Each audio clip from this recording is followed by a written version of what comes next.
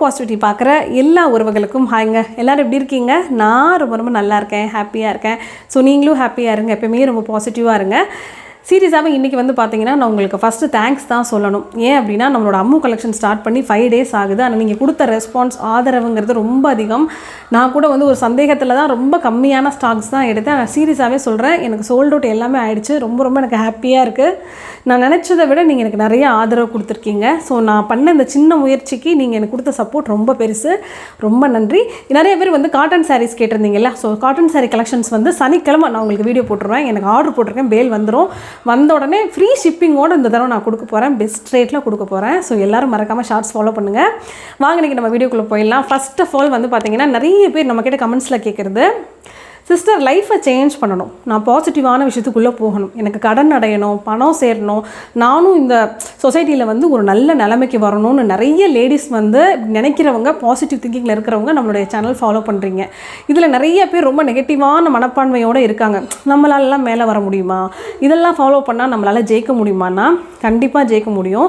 ஏன் சொல்கிறேன்னா, நான்லாம் ரொம்ப அடிமட்டத்தில் இருந்தேன் 4 வருஷத்துக்கு முன்னாடி. ஆனால் இப்போ லைஃப்பில் ஒரு படியாக நான் மேலே ஏறி வந்திருக்கேன்னா அதுக்கு சீரியஸாகவே நான் ஃபாலோ பண்ண இந்த விஷயங்களும் நான் நம்பின விஷயமும் மட்டும்தான் காரணம், வேறு எதுவுமே கிடையாது. சீரியஸாகவே நான் சொல்கிறேன். அதே மாதிரி நம்மளுடைய சீக்ரெட் ஃபைலை பார்த்திங்கன்னா இதில் இருக்கக்கூடிய விஷயங்களை நான் நிறைய விஷயம் உங்களுக்கு ஷேர் பண்ணியிருக்கேன். இப்போ தங்கத்தை சேர்க்கறதுக்கு, தங்கம் அதிகமாக இருக்கிறதுக்கு, பணம் அதிகமாக சேர்றதுக்கு, தொழில் நல்லா நடக்கிறதுக்கு, இந்த மாதிரி எனக்கு தெரிஞ்சு ஃபாலோ பண்ண விஷயங்கள் எல்லாமே நான் உங்களுக்கு கொடுத்துருக்குறேன்.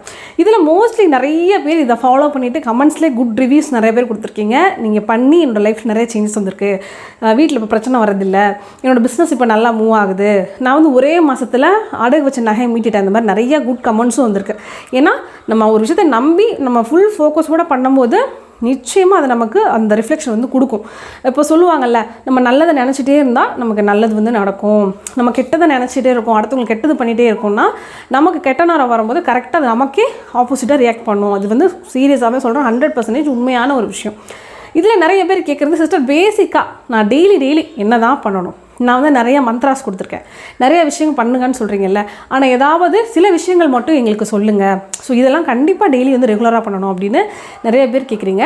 ஸோ உங்களுடைய லைஃப்பை சேஞ்ச் பண்ணுறதுக்கு, கடன்லேருந்து நீங்கள் வெளியே வர்றதுக்கு, நிறைய பணம் நீங்கள் சம்பாதிக்கிறதுக்கு, வீடை பாசிட்டிவிட்டியாக மாற்றுறதுக்கு இன்றைக்கி ஒரு 3 விஷயம் சொல்கிறேன். ஏன்னா நானே இந்த விஷயம் எல்லாமே வருஷக்கணக்கில் ஃபாலோ பண்ணலை, ஜஸ்ட்டு 4 years தான். 2021 தான் நான் இப்போ இது 2025. ஸோ இப்போ தான் நான் ஃபுல்லாக பண்ணியிருக்கேன். இதனால் எனக்கு கிடைச்ச விஷயங்கள் ரொம்ப அதிகம். அதனால தான் எனக்கு தெரிஞ்ச எல்லாருக்கும் ஷேர் பண்ணுறேன். இப்போ யூடியூப் சேனல் இருக்கிறதுனால உங்ககிட்ட சொல்கிறேன். இதுக்கு முன்னாடி என்னோடய ஃப்ரெண்ட்ஸு, எனக்கு தெரிஞ்சவங்க எல்லாருக்குமே சில விஷயத்த சொல்லியிருக்கேன். அதே மாதிரி எனக்கும் அந்த மாதிரி விஷயம் வரும்போது நான் பண்ணியும் பார்த்துருக்கேன் நம்பிக்கையோடு. ஸோ முதல்ல இந்த 3 விஷயம் என்னன்னு சொல்கிறேன்.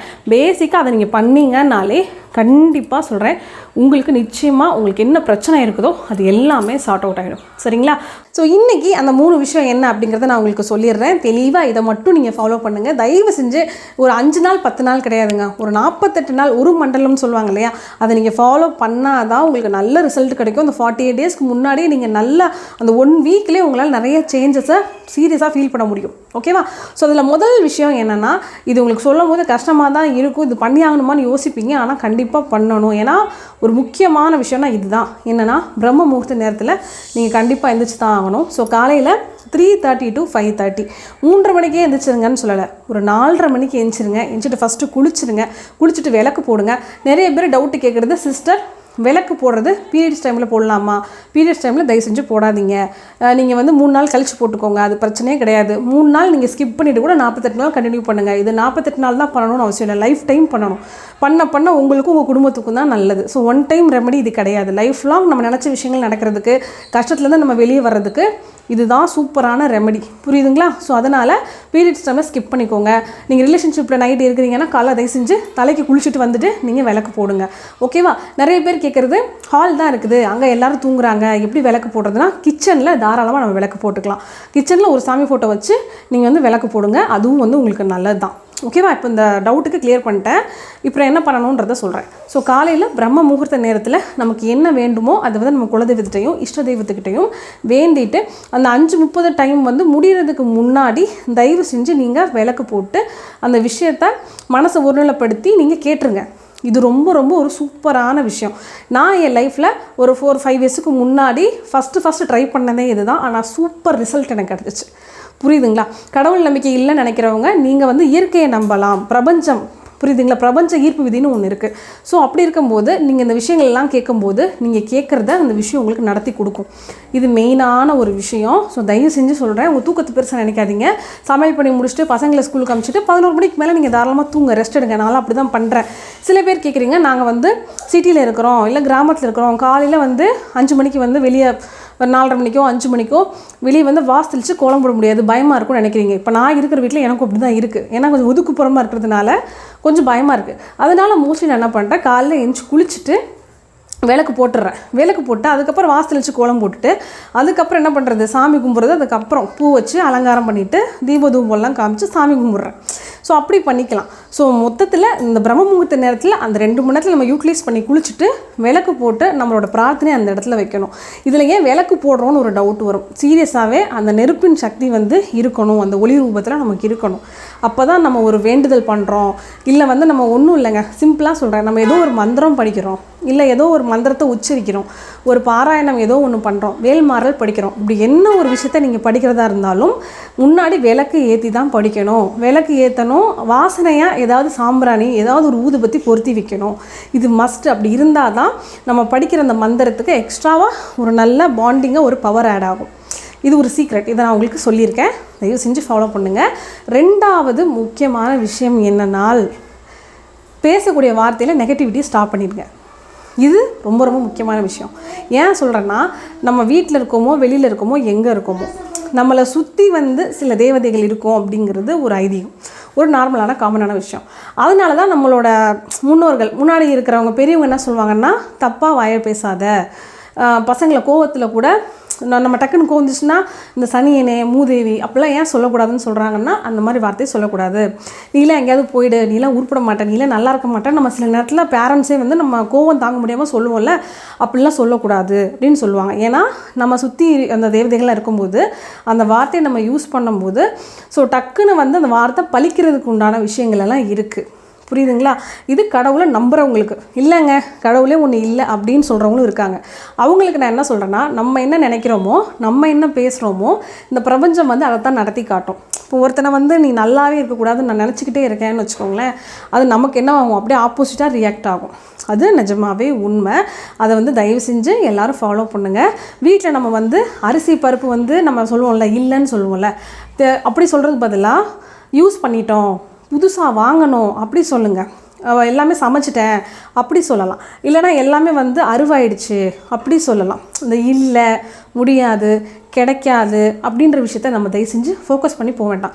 மோஸ்ட்லி நம்ம நிறைய பண கஷ்டத்தில் இருக்கும்போது யார் நம்மகிட்ட காசு கேட்டாலும் நம்ம சொல்கிற விஷயம் வந்து, ஏன்ட்டையா என்கிட்ட ஒன்றுமே இல்லை அப்படின்னு சொல்லுவோம், இந்த காசே கையில் இல்லைன்னு சொல்லுவோம். ஸோ அந்த மாதிரி விஷயங்களை தயவு செஞ்சு நானே சொல்லக்கூடாது, ஆனால் சொல்கிறேன், தயவு செஞ்சு சொல்லாதீங்க. அந்த மாதிரி வார்த்தையை பிரயோஜனப்படுத்தாதீங்க. கேட்டாங்கன்னா அப்படியா என்கிட்ட செலவாயிருச்சே, அந்த மாதிரி இருந்தால் நான் கொடுத்துருவேனப்பா, அப்படி அந்த மாதிரி ஒரு நாசுக்காக என்ன பண்ணணும், வார்த்தைகளை நம்ம யூஸ் பண்ண கற்றுக்கணும். ஸோ பேசிக்காக நெகட்டிவிட்டியாக ரொம்ப யோசிக்கக்கூடாது. அந்த மாதிரி நெகட்டிவாக நம்ம என்னென்னலாம் பண்ணுறோமோ அதெல்லாம் நம்ம மென்டலி ஃபிசிக்கலி என்ன பண்ணால் ஸ்டாப் பண்ணிடணும். இன்னொரு முக்கியமான விஷயம், நம்மக்கிட்ட இல்லை அப்படிங்கிறத அழுத்தமாக பக்கத்தில் இருக்கவங்ககிட்ட நம்ம மன கஷ்டம் நிறைய படுவோம்ல, அப்போ என்ன பண்ணுவோம், நம்மளை அறியாமையே நம்ம வந்து எல்லாட்டையும் சொல்லி சொல்லி புலம்புவோம். என்கிட்ட காசு இல்லை, என்கிட்ட வந்து கடன் இருக்குது, இது பண்ணுது, இது வைக்குதுன்னா, கடன் இருக்குதுன்னு நம்ம சொல்ல சொல்ல கடன் இருந்துகிட்டே இருக்கும். காசு இல்லை அப்படின்ற வார்த்தை சொல்ல சொல்ல அது பழிச்சுக்கிட்டே இருக்கும். ஸோ தயவு செஞ்சு அந்த மாதிரி என்ன பண்ணக்கூடாதுன்னா, நம்ம சொல்கிறத ஸ்டாப் பண்ணிக்கணும். இது 2வது பேசிக்கான விஷயம். 3வது முக்கியமான விஷயம், வீடை வந்து ஓரளவுக்கு நீட்டாக வைங்க. பசங்க இருந்தாங்கன்னா கஷ்டம் தான், எல்லாத்தையும் குப்பை பண்ணிடுவாங்க. ஆனாலும் பேசிக்கான ஒரு கிளென்சிங்னு ஒன்று இருக்குல்ல, க்ளீனிங்னு ஒன்று இருக்குல்ல, அதை மட்டும் ஃபாலோ பண்ணுங்கள். வாரத்துக்கு ஒரு தடவை பஞ்சகவ்யம் வந்து பயன்படுத்துங்க. பஞ்சகவ்யம் வீட்டில் தீபம் போடுங்க. அது ரொம்ப ரொம்ப சூப்பர் பெனிஃபிட்டை உங்களுக்கு கொடுத்துரும். அதே மாதிரி சாம்பிராணி போடுறது டெய்லி போட்டால் ரொம்ப நல்லது. கம்ப்யூட்டர் சாம்பிராணிலே மூலிகை சாம்பிராணி வந்துச்சு, அது ரொம்ப ஈஸி நம்ம ஃபாலோ பண்ணுறது. அதை வீடு முழுக்க காட்டுங்க. வீட்டில் உடஞ்ச பொருள், பிஞ்சு போனதெல்லாம் ஒட்டி வச்சுருப்போம். அதேமாதிரி ஓடாத கிளாக்கு, ஓடாத பைக்கு, காரெல்லாம் ரொம்ப நாள் அப்படியே வீட்டில் வச்சுருக்கோம், இல்லை காம்பவுண்டில் வச்சுருக்கோம். அதெல்லாம் கொஞ்சம் நீங்கள் க்ளீன் பண்ண பாருங்கள். இன்னொரு விஷயம் என்னென்னா, கிச்சனில் வந்து பார்த்திங்கன்னா துருப்பிடிச்ச அருவாமனை, துருப்பிடிச்ச அருவா, கத்தி, கரண்டி, உடஞ்சி போன கரண்டி, உடஞ்சி போன தட்டு, சில இதில் வந்து கீரலாக விட்டுருக்கும், அது ரொம்ப விட்டுருக்கு அப்படின்னா அந்த மாதிரி இருக்கிற பாத்திரத்தெல்லாம் போட்டுட்டு வேறு பாத்திரம் எடுத்துக்கோங்க. இல்லை அதை நீங்கள் புதுசு பண்ணி நீங்கள் யூஸ் பண்ணிக்கோங்க. ஸோ இதுதான். ஸோ நம்ம ட்ரெஸ்ஸே வந்து கிழிஞ்சு போச்சுன்னா நான்லாம் வந்து தச்சிருவேன். நான்லாம் மோஸ்ட்லி லைட்டாக கிழிஞ்சிருச்சு, கொஞ்சம் பெருசாக கிழிஞ்சிருச்சுனாலும் நான் வந்து தச்சு அதை யூஸ் பண்ணிப்பேன். ஸோ மோஸ்ட்லி உடனே தூக்கி போட மாட்டோம் யாருமே. ஆனாலும் ரொம்ப கிழிஞ்சிருச்சு அப்படின்னா தயவு செஞ்சு என்ன பண்ணுங்கன்னா அதை தூக்கி போட்டுருங்க. கொஞ்சமாக கிழிஞ்சிருக்குன்னா அதை நீங்கள் வந்து ஊசி நூல் வாங்கி நீங்களே தாராளமாக என்ன பண்ணலாம், ஸ்டிச் பண்ணி நம்ம போட்டுக்கலாம்.